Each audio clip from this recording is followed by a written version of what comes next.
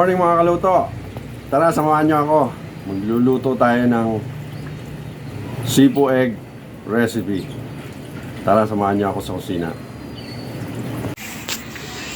Ayan, start na tayo guys. Ayan mga kaluto, ilagay tayo dyan ng butter.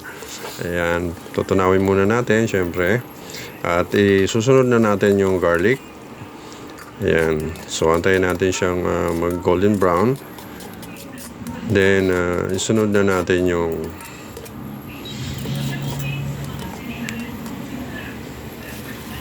ayan na po guys, sinunod na natin yung hipon.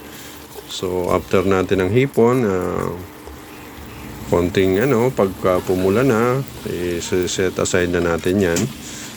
So, ayan, ilalagay na rin natin yung ham. Ayan, yung ham na yan.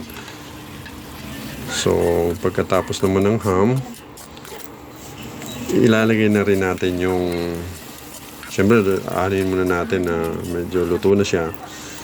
Susunod na natin yung mixed vegetable. Ayan. So, ayan. Mekos-mekos lang.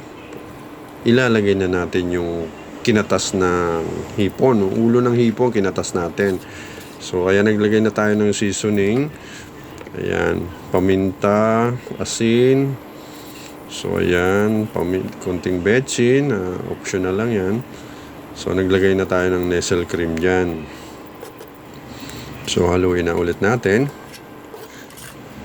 So, pagkatapos nyan ng Nestle cream, konting kulo, ilalagay na natin yung quail egg, yung itlog pugo. So, sunod na rin natin yung hipon na binalatan na sinet aside natin. So, pagkatapos nyan, maglalagay tayo ng konting seasoning. Yan na.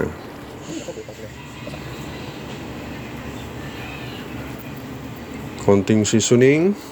Then, hintayin natin kumulo ulit. So, malapit na guys. Konting kulo na lang. Okay, thank you for watching guys. Ayan na po, finished product natin. Okay na. Thank you for watching guys. God bless us all. Bye. God bless.